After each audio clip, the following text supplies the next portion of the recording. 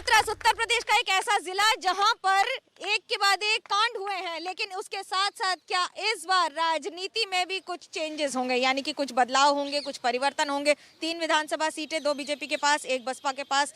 इस बार क्या समीकरण बदलेगा? शुरू करते हैं कविता से ही आज की स्थिति को लेकर। बताइए फौजदार साहब।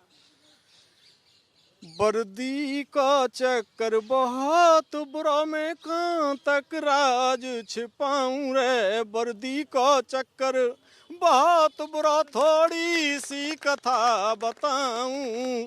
एक खाकी वर्दी बेदर्दी और न रोक सकी गुंडागर्दी। बिन पैसा बात करे ना आए, फिर कहाँ जाए रपट लिखाऊं रे। वर्दी का चक्कर बहुत बुरा, थोड़ी सी कथा सुनाऊं। एक धौरी नील लगी वर्दी और घर घर में है गई हद कर दी। कि एक धौरी नील लगी वर्दी घर घर में है गई हद कर दी। मोह देख देख पंचायत करे, फिर किसको पंच बनाऊं रे। वर्दी को चक्कर बहुत बुरा, थोड़ी सी कथा सुनाऊं। इस कथा में हाथरस की भी कथा छुपी है। पूछते हैं लोगों से कि इस बार चुनाव के मुद्दे क्या होंगे आपके? चुनाव के मुद्दे होंगे, शिक्षा व्यवस्था है। जैसे अभी तक जो सरकार चल रही है उसने बच्चों के कॉलेज को बंद ज़्यादा किया है। बाकी की तो बाजार खुल रहे हैं और सभी रैलियां हो रही हैं और इतनी भीड़ इकट्ठी करके। और आपने देखा होगा कि जब यहाँ पे एक बेटी खत्म हुई थी फूलगड़ी वाला मैटर में, वहाँ पे सरकार ने ऐसी पाबंदी कर दी थी कोई अंदर परिवार के लोगों से न मिल सके। उसको न्याय अभी तक नहीं दिया। जवाब दीजिए, न्याय नहीं मिला अभी तक? न्याय तो मिला था, न्यायपालिका कार्य है और न्यायपालिका अपने अपने कर रही है। मुद्दा क्या है चुनाव का? विकास, मुद्दा विकास, महंगाई। विकास, महंगाई। मुद्दा महंगाई है। मुद्दा हाथरस की बेटी के लिए न्याय की लड़ाई है। उसने वो न्याय की लड़ाई भाजपा खत्म करना चाहती है। अपराधियों के साथ भाजपा ही खड़े होते हैं। हर बार बुलगड़ी में भी अपराधियों के साथ अगर कोई जनसभाओं में आया तो भाजपा के लोग आए। भाजपा के ही लोग खड़े थे, पूछ लेते हैं भाजपा से ही। भाजपा के ही लोग खड़े रहते हैं न्याय दिलाने की जगह गुंडाओं के साथ। देखिए, गुंडई कहाँ चली गई है 4.5 साल में सब जानते हैं। गुंडे जेल में या बेल पे हैं। भाजपा के शासन में गुंडई तो किसी की मतलब चलेगी ही नहीं। हमारा जवाब दीजिए इसका। आप ये देखिए, जब गुंडे ही खुद बैठे होंगे सत्ता के संरक्षण में और ये कहते हैं गुंडे जेल पे हैं या बेल पे हैं, आप बताइए जहाँ कहीं भी कहीं अत्याचार होता है किसी बेटी पर या किसी दलित पे, मजलूम पे, गरीब पर, तो उसके अत्याचारियों के समर्थन में कौन खड़ा होता है? बीजेपी खड़ी रहती है। देखिए, गुंडों की अभी आपको पता ही है 4.5 साल में क्या दुर्दशा हो गई है। जितने भी माफिया थे, गुंडे थे, उनके ऊपर बुलडोजर हमारे उत्तर प्रदेश के यशस्वी मुख्यमंत्री ने चलवा दिया है। समर्थन कर रहे हैं। देखिए, बुलडोजर केवल विपक्षी पार्टियों के नेताओं पे चले हैं। बुलडोजर उन पे क्यों नहीं चलते जो सत्ता में बैठे हुए? बताइए ना, जिन्हें सत्ता का संरक्षण प्राप्त है। बुलडोजर सत्ता का संरक्षण दे रहे हैं बीजेपी वाले सब गुंडों को।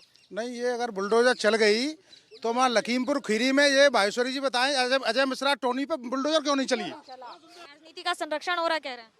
नहीं, हमें तो नहीं लगता। आप महिला सुरक्षा को लेके ले लीजिए, इंटरनेशनल लेवल पर ये केस गया है हाथरस में जो बुलगड़ी में कांड हुआ था। अगर महिला सुरक्षा की ही बात करते हैं तो बीजेपी में उन्नाव में कांड हुआ है। आप यूपी के तकरीबन हर जिले में आए दिन रेप, बलात्कार, इस तरह की बुलंदशहर में भी घटना हुई है। क्यों नहीं आता ये? अगर इस पे इतना संरक्षण है, इनको संरक्षण मिला हुआ है। इनके ज़्यादातर MP MLA के ऊपर केस लागू है, बलात्कारी हैं।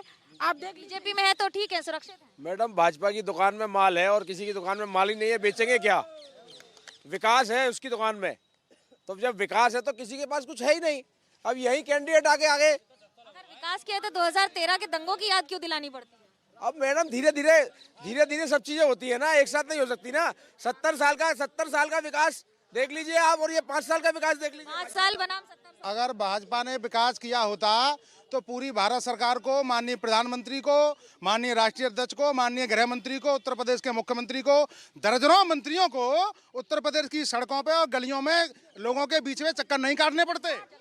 देखिए, लोकतंत्र में वोट मांगना और जाना, लोगों के बीच समझाना, और कोविड जैसे समय में क्योंकि ज्यादा भीड़ नहीं रह सकती तो जगह जगह जाकर समझाना, ये तो लोकतंत्र का नियम है। चुनाव में वोट तो मांगेंगे ही। कह रहे लोकतंत्र का नियम है। इस बार चुनाव किस तरफ मुद्दा क्या रहेगा? विकास का मुद्दा है और माननीय योगी जी ने तमाम विकास किए हैं। और जब कोविड चल रहा था उस समय चाहे कांग्रेस हो, चाहे सपा हो, चाहे बसपा हो, अन्य पार्टियां घरों में दुबकी हुई थी। अगर काम करने वाली थी तो वो भारतीय जनता पार्टी का booth level Bhim army Azad Samaj party खड़ी थी। हम लोग चाहे कोई सभी लगे हुए थे मंत्री, और राशन पहुंचाने का काम किया है भारतीय जनता पार्टी ने, और अभी भी वो बट रहा है। और उसमें जनता जवाब देगी 10 तारीख को। मैं आपको बता दूं, ये सब शर्मिंदा है विपक्ष। पूरे विश्व में मोदी जी ने जो काम किया है पूरा विश्व नमन कर रहा है। और आज ये मैं दिखाना चाहती है भारतीय जनता पार्टी इनको कि पूरी पार्टी गलियों में जा रही है, लेकिन इनमें दम नहीं है। इन्होंने ये कहा है कि मोदी जी ने पूरे विश्व में, योगी जी ने पूरे विश्व में ये कहा है कि ऐसा काम किया है जैसे बहन बेटियों के सम्मान में आधी रात को जला दिया जाता है और उसको मार दिया जाता है और बहनियों का शोषण कर दिया जाता है। इन्होंने ये काम किया पूरे। जवाब देखिए, ये सब चीजें अर्गनल बयानबाजी है। चुनाव सर पर है और चुनाव चल रहा है।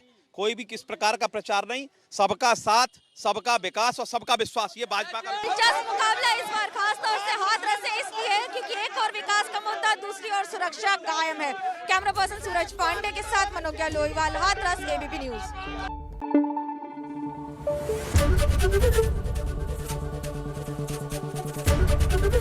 एबीपी न्यूज आपको रखे आगे।